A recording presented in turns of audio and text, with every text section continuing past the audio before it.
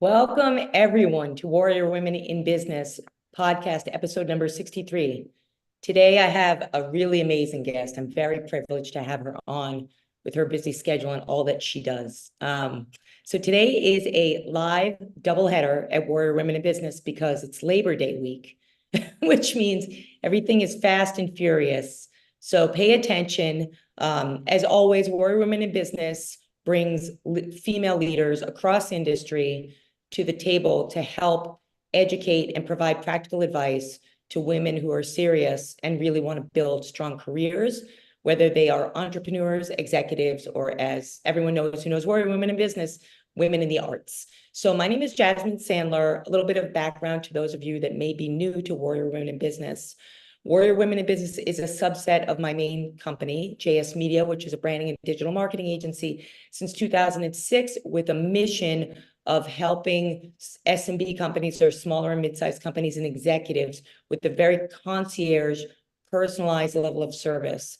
And Warrior Women in Business, our mission is really just what I said with Warrior Women in Business, the podcast, our events, everything that we do is really about doing it as a team, collaborating, bringing leaders to the table. If you've watched the recent podcast guests that I've had on, I'm just very fortunate. I had Kim Davis, Senior Executive VP at the National Hockey League, as one of my most recent guests, and she's doing tremendous things on social impact and diversity and inclusion. I'm minority embracement at the National Hockey League level. I had Julie Roman, former CMO at Ford. I mean, I've had amazing guests. And then the next thing I'd like to say before I get into today's guest is, if you haven't been watching Warrior Women in Business, we had in episode 58 a 37-year Army general, Phyllis J. Wilson, on, and she is the president of the Women's Military Memorial in Arlington, Virginia.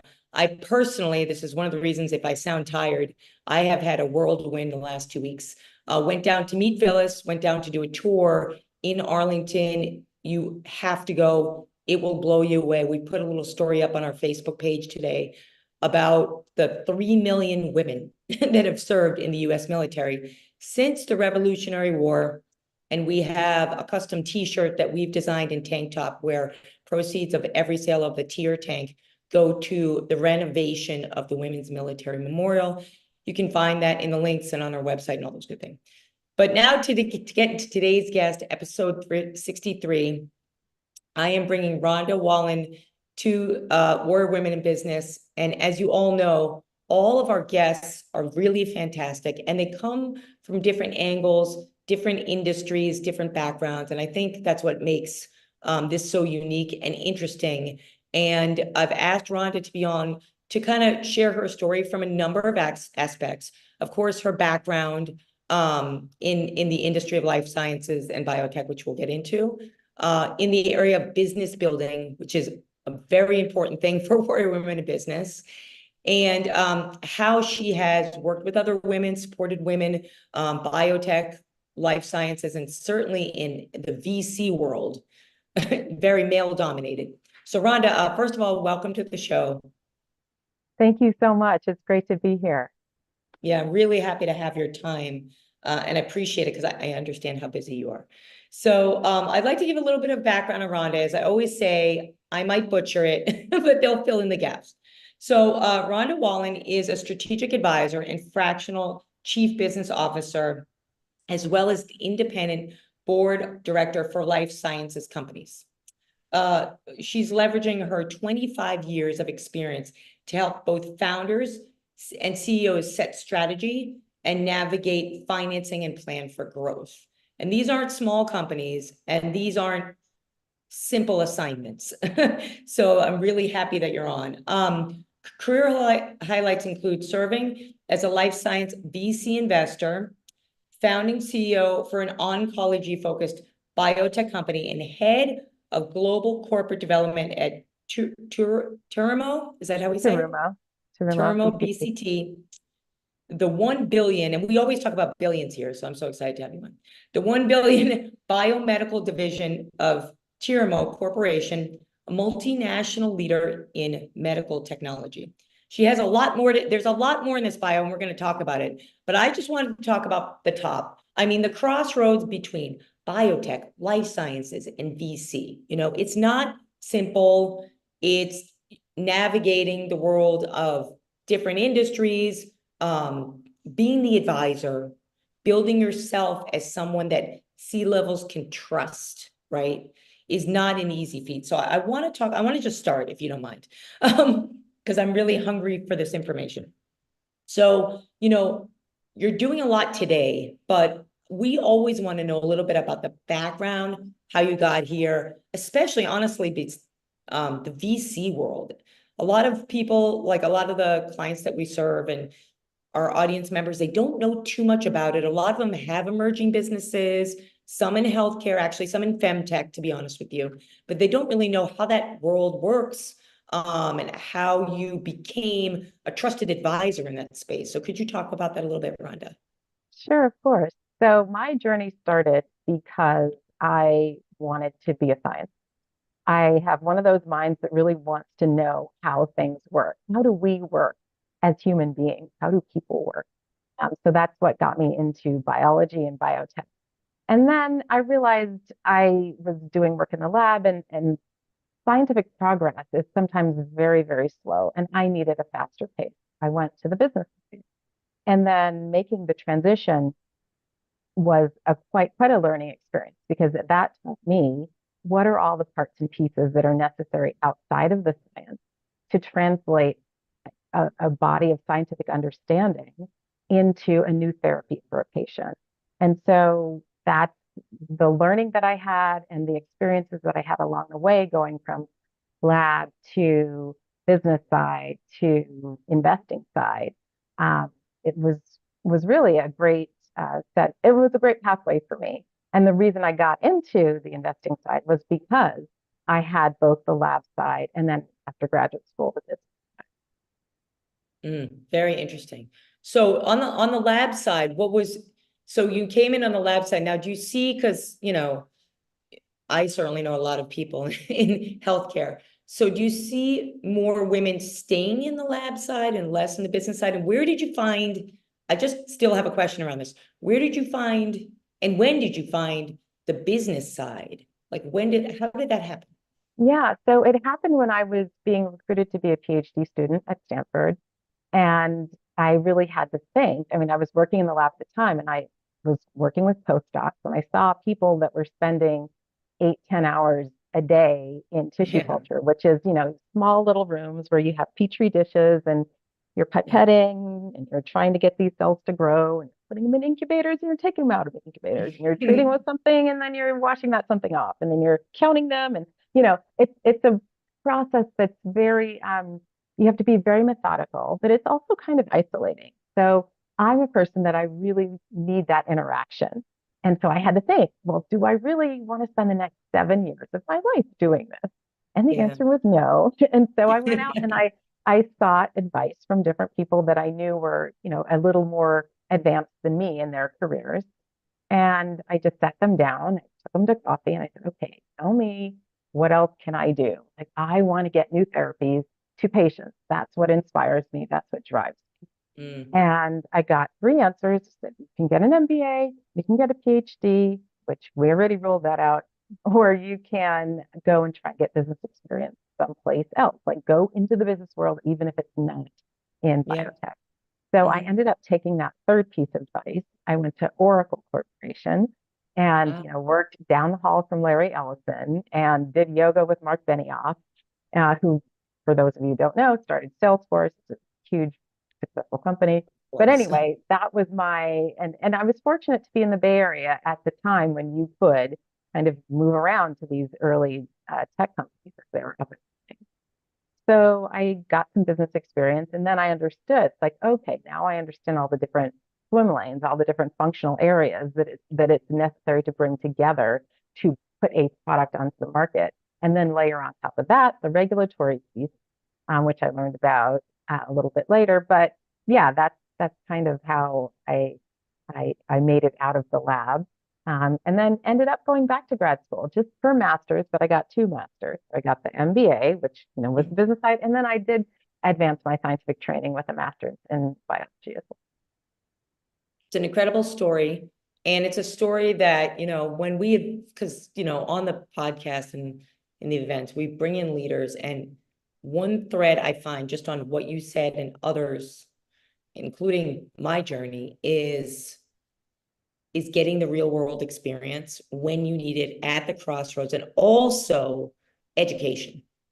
I love that you talk about education, because I think it's so important that you continue to educate yourself to continue to excel, right? And be a leader in the field. I think personally, I don't know about you, but I'm always learning. It's never ending, even if you're at a leadership level, right? 100%. Yeah. Yeah. And that's one of the things I love about board and advisory work is there are just so many different situations where you can come in and really kind of leverage all of your years of experience and sometimes just your education. I mean, I worked for a company that was doing antimicrobial peptides, and I didn't Interesting. have a lot of experience there, but I studied that in graduate school. So I had something to contribute to the conversation in terms of, hey, this class of drugs exists. This type of bug generally doesn't do what you think it does, right? So, Yeah. so I could contribute. And that's the really wonderful thing about board advisory work is you get a breadth, you get to see the organization from the top and really understand like what are all of their challenges and where are the challenges that you can leverage your experience and education to improve. Yeah, absolutely. And that's how you become so valuable, right? I mean, really. Okay, so I'm going to move on. Thank you for that. Yeah, I'm going to move on to sure. a little bit about all right. So Warrior Women in Business, we don't say that we're just about women. It's not a Me Too thing at all. It's very much about equality in every sense of that word. But this gives a platform for women to collaborate at both levels of leadership and the entrepreneurial level. So I want to understand a little bit about how you've, in both of the industries or in industries combined, how you've navigated working with men, whether they were supporters, colleagues, or if you needed to build a women's group, or have been days and projects where it's women's collaboration, have men help with that. Just talk a little bit about that in your specific industries. Yeah, so in biopharma, I think you touched on this earlier. There aren't a lot of women who decide to leave the lab. And often when they do, they go into quality or regulatory, which are vital, important areas. They're not really on the business side. They're very much about compliance and discussions with the FDA and quality.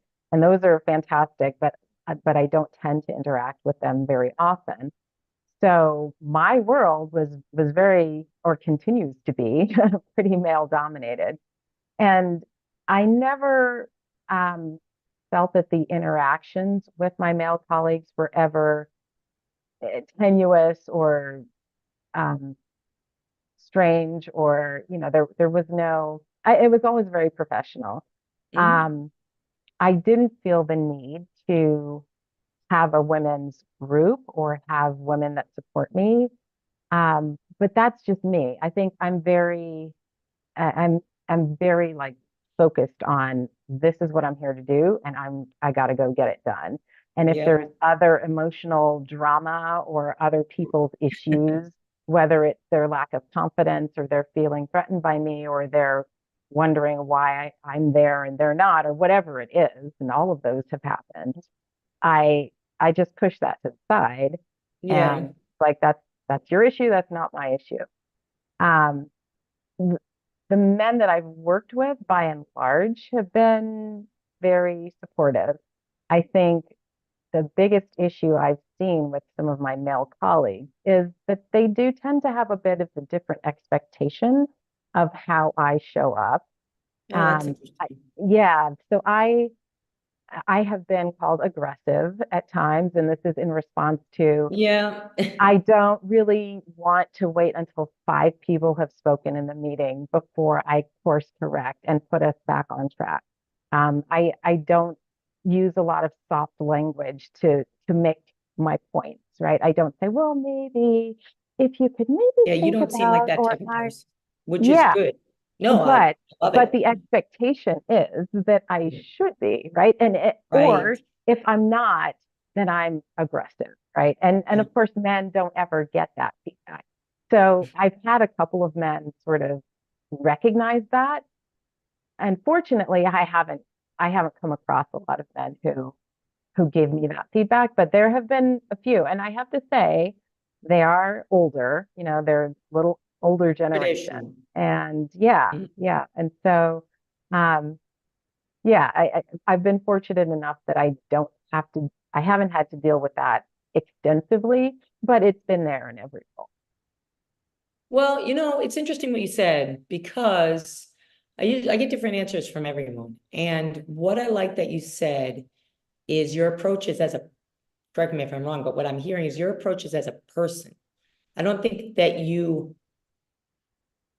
go into a Yep, situation and see right. yourself as I'm the only woman in the room or one of few. It sounds to me like your attitude is honestly similar to my attitude, which is I'm a person, I have this experience. Like you said, I'm in there to do what I need to do. I have a job to do, right? And you have a job to do, but also you have that confidence. And I Mhm. think a lot of women, this is one of the reasons I want to do the podcast and get it to everyone, is because they get a little bit afraid or timid because of what you said, which I thought was interesting. You said that men expect the softness, and Mhm. I think they do. And so I love what you said. I think it really is about that. You exude that confidence, and Yeah, thank you you. can't. And No, you really, like, as soon as we turned on the camera, I said, all right, no problem here with this guest. She's confident, and it's what it takes, right? yeah, I yeah. mean, it really takes a confidence to be in a room of men or a room of other female leaders that might be, higher up the ladder than you, right? Yeah, 100%. I actually, as part of my remarks in a talk I gave last year to some women scientists, one of my analogies, or I guess it was actually an equation that I wrote, is that often for women, our competence is, greater than sign. Competence is greater than competence. Sorry, competence is greater than our confidence. And with men, you That sort is of true, reverse isn't the it? sign, right? That is, oh Their my God. their confidence is often much greater than their competence. That is the truest thing I've ever heard on this podcast. And But it so really, really is true. it's true. And so I said, you got to wake up every morning and look in the mirror and say, I've done X, Y, and Z. I Mhm. have A and B degrees. I know what I'm doing, and own it and walk into the room like you know what you're doing because you know what you're doing. Right. Right, because you do know And what you're doing. yes. So that's the advice I give all the younger women that I speak to and have the opportunity to mentor. Well, I love it, and that was really great. Let's talk a little bit. I'm going to go to a different question now. So for those of you that don't know how Rhonda and I met, we met through it's such a long story, but one of my, I have to say, my favorite clients is on the board of this amazing organization in the biotech and life sciences industry that's really driving innovation and collaboration. Anyway, so he's on the board and he invited me to be involved with an event that's coming up in Chicago next week, called the first annual Biotech Economic Forum by the Just Society. And Rhonda is going to be a speaker there amongst all men. So I'm really excited for you. And if you wouldn't mind talking a little bit about how did that engagement come about? That's first of all. What are you hoping will come out of it, not just for you, but for those who will be attending? And what does that organization represent to you in your career? Okay, so let me take yeah, I guess I can take those in order, see if I remember them all. So the first Sorry. question, Yes. no, no, no. So how did I come to meet my contact there? I actually know independently probably three or four of the Just Society members. Um, they are a group of men who have really focused on how do we bring equity to biotech in particular. So, the biotech industry is pretty small. And when you look at people of color, it's much, much smaller. So there's only 1 degree or at most 2 of separation between those of us who are in the industry and also melanated. And so we knew of each other. So what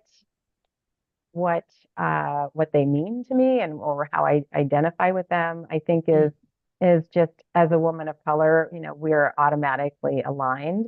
As one of their goals is to bring to highlight the need to allow or fund, if you will, more participation of people of color in the life sciences and in biotech in particular. That's absolutely one of my goals. It gets lonely out here, so Yeah. it's always really wonderful to see other people that have similar lived experience to you also in your shoes. So it's really aligned with that. And you had a question in the middle, which was, So I asked you about what you hoped, because you're speaking on the panel. yes. Oh, So what we hope to what you achieve. hope to achieve on the panel, what you hope to get out of the forum. Yeah. So we are coming together to have, I would say, foundational conversations about what we can change in the life science industry that will enable the funding of greater numbers of Black and brown scientists and entrepreneurs. And so one of the things I'll talk about on my panel is alternate sources of funding and, how do we generate some interest from the Black multi-billionaires, for example, or at least multi-billionaires. How do we help people understand that angel investing is as good an asset allocation as a Ferrari, maybe even better, right? How do we educate Yeah, that but you next? don't have to take that into the shop. Exactly.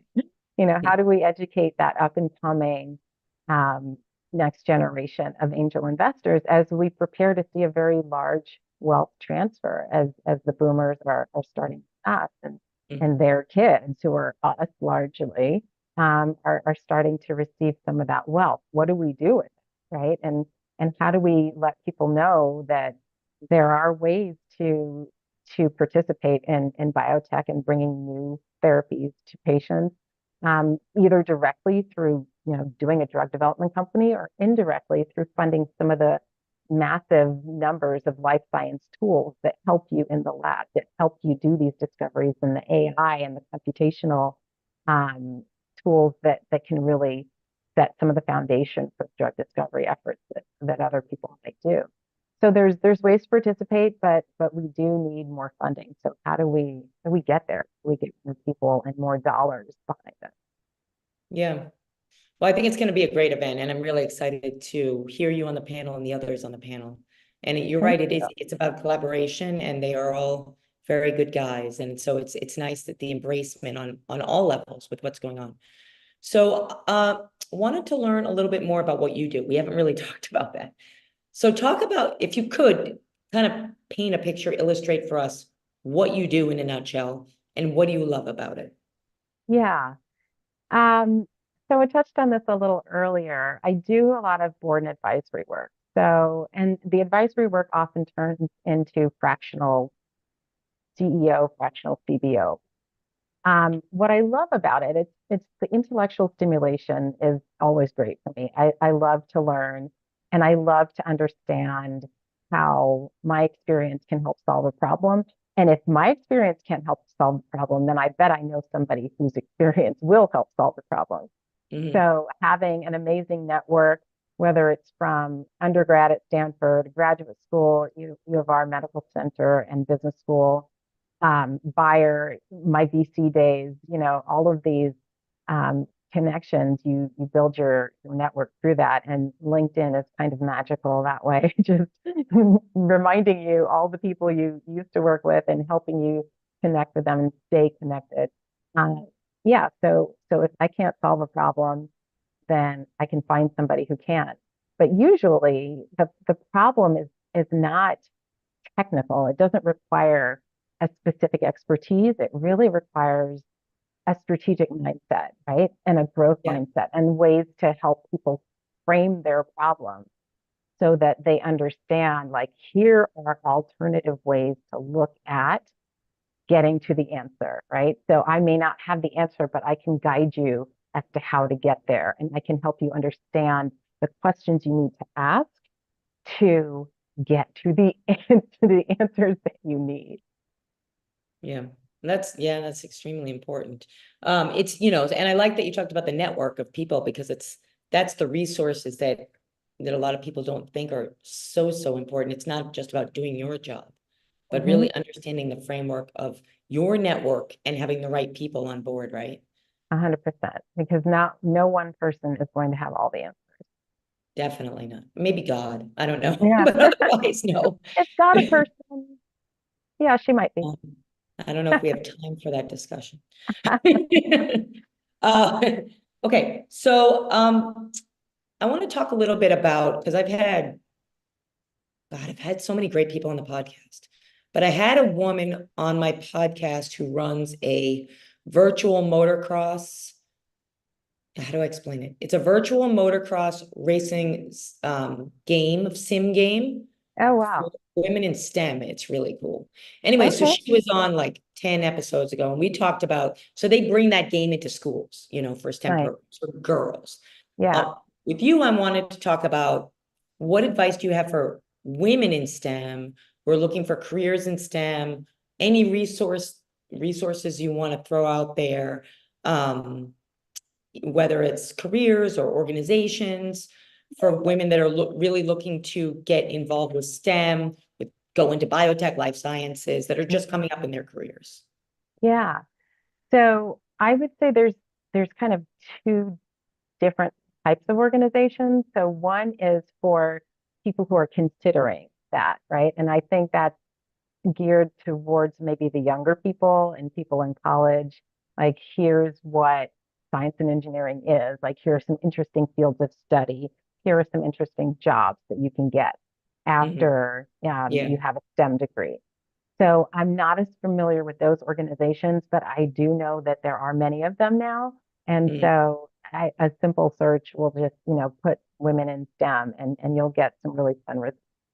The second piece of that, for the professional organizations that can help you navigate a career in STEM, I think they get to be a little more specialized. So which aspect of STEM are you in?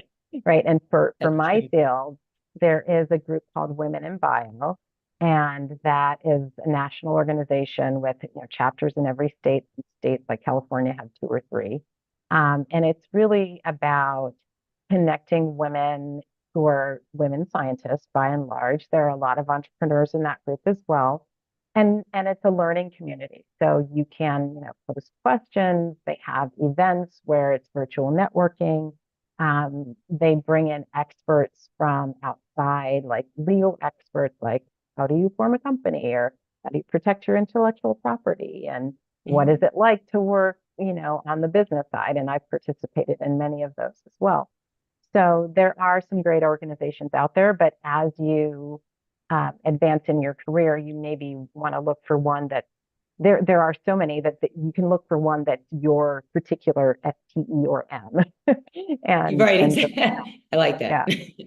Yeah, that makes a lot of sense. Yeah, I know there's a lot, particularly in life sciences that I've Hmm. been involved with, networks, and I always encourage people when they're coming up in these careers to attend events, even if they're not, Yeah. especially if they're like, to go back to your original story, you decided you want to go into the business realm, so you sought out a position in that. And I think the same with STEM, I see that, and it's learning Mhm. is so important. Okay, we only have a couple of minutes left. Yeah. So question I asked every guest. We don't know each other yet, but so when I reached out to you and I said, "Hey, I'd love for you to be on Warrior Women in Business," what came to mind? What do you think of the term? What do you think of the brand? Yeah.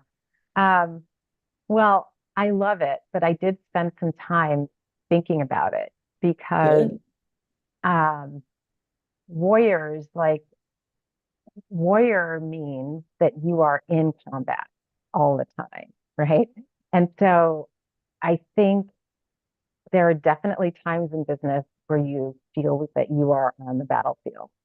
Mm. Um, so I wanted to sort of temper that with, yes, you have to be fierce, but you can do this in a way that doesn't eat at your humanity or your femininity for that matter. You can be fierce. You can fight your battles as they come, but you can fight with your authentic. And that doesn't mean you're clawing and scratching and having to have the posture of the warrior woman on your poster, right? You don't always have to be that way. Um, it is tougher for us in business than men, but I think as long as we show up with our clear focused goals and our confidence built on our competence, then we can do it. So I like it. And I think we can I don't know, take the fierce piece as well as the show up as your authentic self. Yeah, no, I love that. And thank you for that. We talk a lot about what embodies a woman, and this sense, and I specifically what you've been talking about today, this confidence. It's and doing it, we talk about the feminine strength, Mhm. and not, like you said, not just the fierceness, but also just the natural, like you said, authentic self, but the natural power of a woman. And I think to tie that into what you've been talking about today is having that confidence and embracing our natural curiosity for learning, our natural collaboration, and I think our natural leadership, in my own opinion. So I really like what you had to say.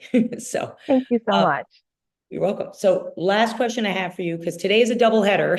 Okay. It's a little crazy day. So for those, I'm sure there's lots of women that would like to learn from you. Believe it or not, I've had a plethora of clients and women that have come to Warrior Women events that Mm, are in the life sciences industry. And a lot of them, to be truthful, that have come. That's why one of the first questions I asked you was about the lab, because a lot of them have come from like the lab environment that mhm. come to the events because they want to learn about business. And I'm like, oh, it's interesting. Yeah. Why are they at my event? So I think that there's a hunger there and an Mhm. interest there, and I think women would love to learn from you. So that being said, are Great. there ways that people can contact you that you're comfortable with? I'm sure. Just reach out to me on LinkedIn, and I have, yes, I've changed my settings in the spirit of open collaboration so that you don't have to put in my email.